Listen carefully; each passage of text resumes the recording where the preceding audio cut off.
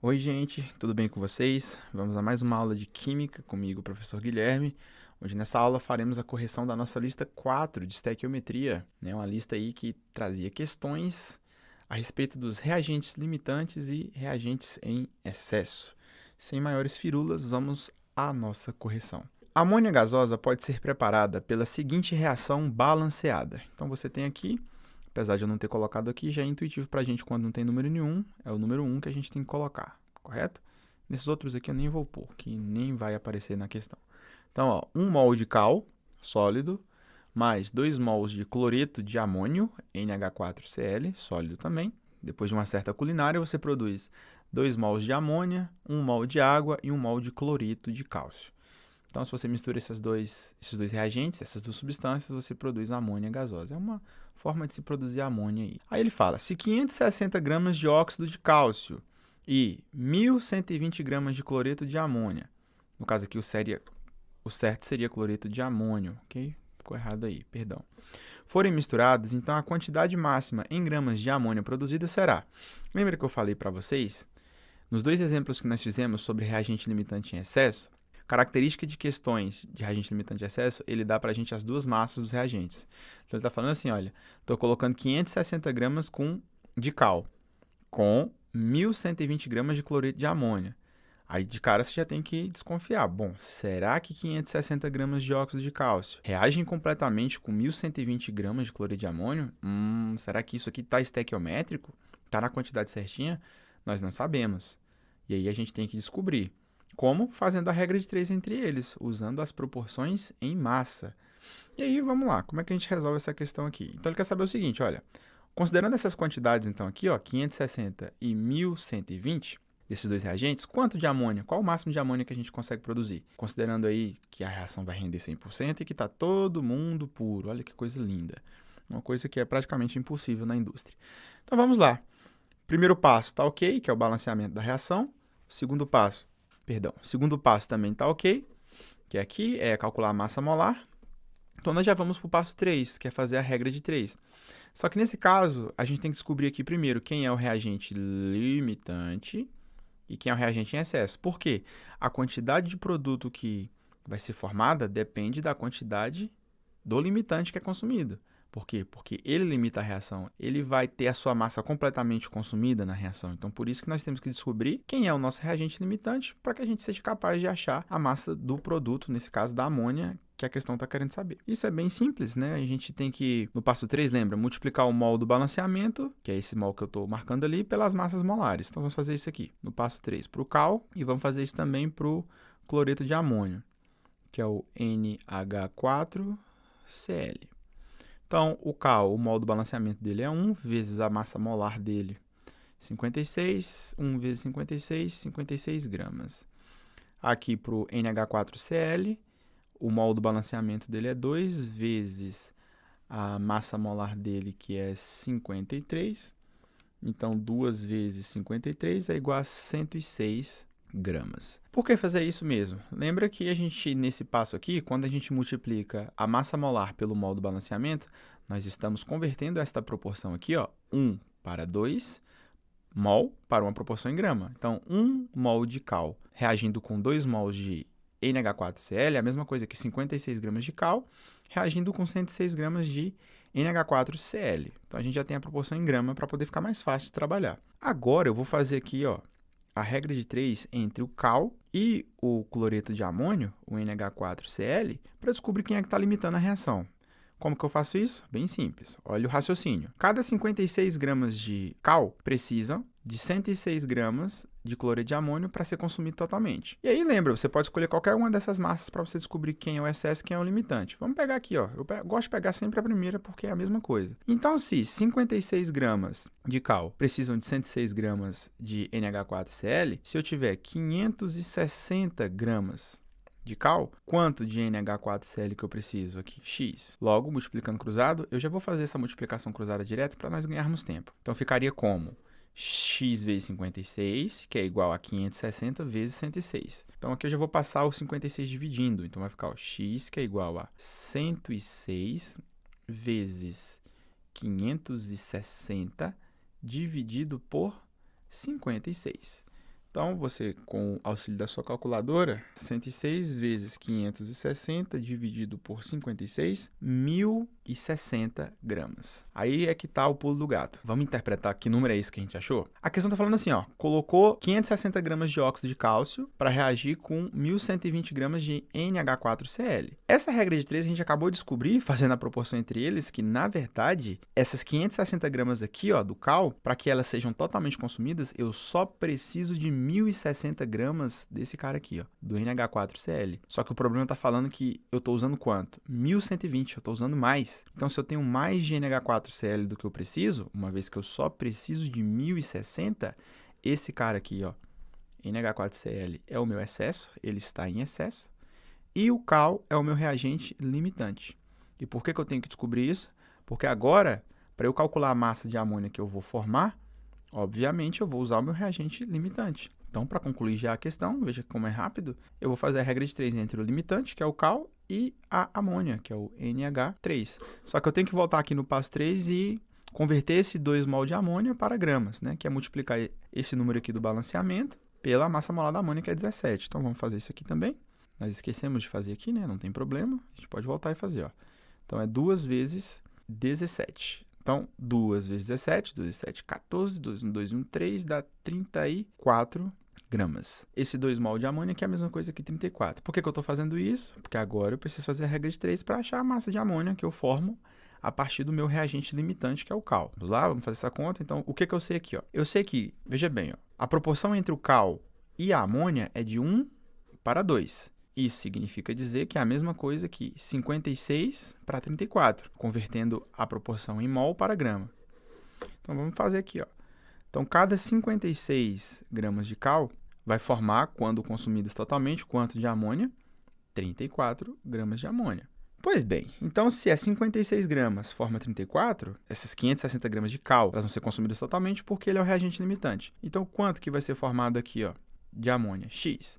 Nem precisava fazer essa conta, essa regra de 3 aqui, para a gente chegar à resposta, porque a gente sabe que 560 é 56 vezes 10, que eu tenho uma massa 10 vezes maior do que a massa da proporção. Então, é só multiplicar isso aqui por 10, daria 340, e nós chegaremos já na resposta letra E aqui, ó.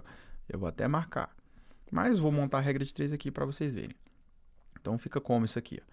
X, que é igual a 34 vezes 560 dividido por 56. Logo, x é igual a 340. Ok? Então, alternativa correta, letra E, 340 gramas. Então, como é que a gente resolve esse tipo de questão? Nós temos que descobrir primeiramente quem é o reagente limitante, seguindo aqueles passos normalmente. Lá no passo 3, depois que você converte a proporção aqui, ó, em mol para grama, você já faz a regra de 3 para descobrir quem é que está limitando a reação. E aí, daí para frente, você pega esse reagente limitante e os valores que a questão te deu para calcular as massas de produtos que vão ser obtidas. Tranquilo, pessoal? Então, continuando, vamos para a questão número 2. A reação entre 126 gramas de ferro e 288 gramas de enxofre fornece uma quantidade de sulfeto ferroso igual a... Então, do mesmo jeito que a gente fez a questão 1, a gente vai fazer a questão 2. Nós temos que descobrir quem é o reagente limitante. Vamos lá, seguindo os passos. O primeiro passo está ok, a reação está balanceada. As massas molares que foram dadas foi a massa molar apenas do enxofre, do átomo de enxofre e do átomo de ferro. Ele não deu a massa molar do FeS. Então, a gente já vai calcular a massa molar aqui. É só somar a massa do ferro com a massa do enxofre. Então, eu vou fazer até aqui em cima, ó. 32 massa molar, tá, gente? Que eu estou calculando aqui, ó. 32 mais 56. Então, 2 mais 6, 8. Então, 8. 3 e 5, 8. Então, 88 gramas por mol. Pronto. Temos todas as massas molares agora. Agora, a gente tem que converter a proporção do balanceamento para uma proporção em gramas. Tirar de mol e passar para gramas. A gente pode até pular esse passo, pessoal. Porque, olha, todos os mols do balanceamento são 1. Né? Então, se eu for multiplicar 32 por 1, dá 32. Se for multiplicar 56 por 1, 56. Se eu multiplicar 88 por 1, 88. Então, as próprias massas molares já nos fornecem as proporções em gramas, para a gente poder descobrir tanto quem é o reagente limitante e a massa de FeS que eu vou produzir. Então, vamos lá fazer aqui já a regra de 3, então, entre o ferro e o enxofre para a gente descobrir quem é o limitante. Então, ele está dizendo aí para a gente o seguinte, ó, que ele está colocando dessas duas substâncias 126 gramas de ferro com 288 gramas de enxofre. Qual que é a proporção molar aqui? 1 para 1, que é a mesma coisa aqui, 56 gramas de ferro e o enxofre 32 gramas de enxofre. Cada 56 gramas de ferro que eu tiver na reação, eu vou precisar de 32 gramas de enxofre. Só que ele está falando que está usando quanto de ferro? 126. Então, se eu tiver 126 gramas de ferro, qual é a massa de enxofre que eu vou precisar aqui? Ó? X. X, que é igual a 126 vezes 32 dividido por 56. Fazendo essa continha, ó, 126 vezes 32 dividido por 56, isso vai dar um valor igual a 72 gramas de quem? De enxofre. 56 gramas de ferro, eu preciso de 32 gramas de enxofre. Se eu tiver 126 gramas de ferro, eu preciso de 72 gramas de enxofre. Só que olha o tantão de enxofre que ele está usando na reação. 288. Então, quem é o reagente em excesso? Muito bem. O enxofre é o nosso reagente em excesso. Então, ele é o excesso e o ferro é o nosso reagente limitante. Por que disso? Porque agora a gente é capaz de calcular a massa de FeS, de sulfeto ferroso, que é formada. Então, agora, para terminar, só fazer a regra de 3 entre o ferro, que é o limitante, e o sulfeto de ferro, que é o meu produto. A proporção entre eles, ó, é de 1 para 1, que é a mesma coisa que 56 para 88. Então, cada 56 gramas de ferro que forem consumidas, eu vou formar 88 gramas de sulfeto de ferro, beleza? Então, ó, ferro, 56, sulfeto de ferro, 88. Cada 56 que for consumido, eu vou formar 88. Então, como o ferro é o limitante, essas 126 gramas de ferro que o problema falou serão completamente consumidas. Então, se eu tiver 126 gramas de ferro, quanto que eu consigo produzir desse produto? X. Então, X é igual a 88 vezes 126 dividido por 56. Então, fazendo essa conta aqui, 88 vezes 126 dividido por 56. Isso vai dar uma massa igual a 198 gramas desse bicho aqui. Então, você vai marcar a alternativa C. Você deveria marcar aqui, letra C, 198 gramas. Vamos para a questão número 3 aqui. Estamos quase terminando a correção da lista. Seja a reação. Então, você tem aqui, ó, 2 mols de ácido salicílico reagindo com 1 mol de anidrido acético, que são essas substâncias aqui. Você forma 2 mols de aspirina, que é o ácido acetil salicílico, mais 1 mol de água. Se misturarmos 24,84 gramas de ácido salicílico, que é esse bicho aqui, com 9,18 gramas de anidrido acético, que é esse aqui, quantos gramas de aspirina que a gente obtém? E aí ele não deu a massa de ninguém, ó. Ele forneceu para a gente apenas as massas atômicas do carbono, do hidrogênio e do oxigênio. Então seria necessário nós calcularmos as massas molares de todo mundo aqui. Para ganhar tempo eu já peguei essas massas molares aqui, ó. Então a massa molar do ácido salicílico é 138, do anidrido acético é 102,1 e da aspirina a massa molar é 180 gramas por mol. Então o primeiro passo está ok, a reação está balanceada. Apesar de aqui não ter o número 1, a gente sabe intuitivamente que quando não tem nada é 1. As massas molares nós já colocamos aqui, para não precisar ficar fazendo aquele monte de cálculo e ser mais objetivo na nossa correção. E aí vai o terceiro passo. Então, nós temos que converter o mol do balanceamento para gramas, multiplicando pela massa molar de cada composto. Então, vamos fazer isso aqui para esse ácido salicílico. Eu vou abreviar, tá? Vou escrever aqui, ó, ácido salicílico como sendo AS. Então, ácido salicílico é isso aqui. AS de ácido salicílico. Então, 2 vezes 138, aqui, ó, 2 vezes 138 vai dar 276. Então, aquele 2 mol de ácido salicílico é a mesma coisa que 276. Anidrido acético eu vou abreviar como sendo AA, de anidrido acético. Então, anidrido acético é 1 vezes a massa molar dele, que é 102,1. Então, isso aqui vai dar 102,1 gramas. Já vou fazer por ácido acetil salicílico, que é a aspirina, que eu vou deixar só a letra A, que é esse cara aqui. Então, é 2. Então, é 2 vezes 180. Isso aqui vai dar 360 gramas. Tendo agora, então, todas as proporções molares convertidas para grama, a gente vai descobrir quem é o reagente limitante, fazendo a proporção entre o ácido salicílico e o anidrido acético. Ácido salicílico e anidrido acético. Qual que é a proporção entre eles? Vamos ver aqui, ó. Cada 276 gramas de ácido salicílico, eu vou precisar de anidrido acético para consumir completamente uma quantia igual a 102,1 gramas. Bom, mas quanto que ele está falando que a gente está usando? Ó, de ácido salicílico, de AS aí, ó, a gente está usando 24,84 gramas. Então, quanto de anidrido acético que eu vou precisar? X. Multiplicando cruzado, vai ficar como, pessoal? X, que é igual a 24,84 vezes 102,1. Tudo isso dividido por 276. Lembrando que eu estou fazendo a maioria desses passos aqui de forma direta. 24,84 vezes 102,1 dividido por 276. Então, isso aqui vai dar um valor igual a 9,18. 9,18 gramas. Olha só que questão capciosa. Fizemos um passo à toa. Não à toa porque nós não sabíamos que a questão não falou nada disso. Mas veja bem, cada 276 gramas de ácido salicílico, eu vou precisar de 102,1 gramas de anidrido acético. Ou seja, a cada 276 disso, eu preciso de 102 disso. Mas olha só, 24,84 para 9,8 é a mesma coisa que 276 para 102. Então, para consumir essa massa aqui, ó, de ácido salicílico, eu preciso exatamente de 9,18.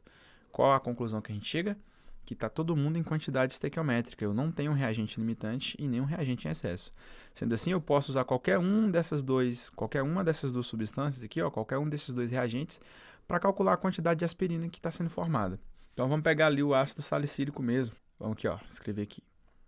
AS e aspirina. Então, como é que vai ser a proporção entre eles? A cada 276 gramas de ácido salicílico que forem consumidos, eu vou formar 360 gramas de aspirina, de ácido acetil salicílico, que é a aspirina. Lembrando que eu poderia usar nessa regra de 3 aqui também o anidrido acético, porque como as quantidades aqui são proporcionais, são estequiométricas, né? A gente descobriu aqui, ó, nessa regra de 3.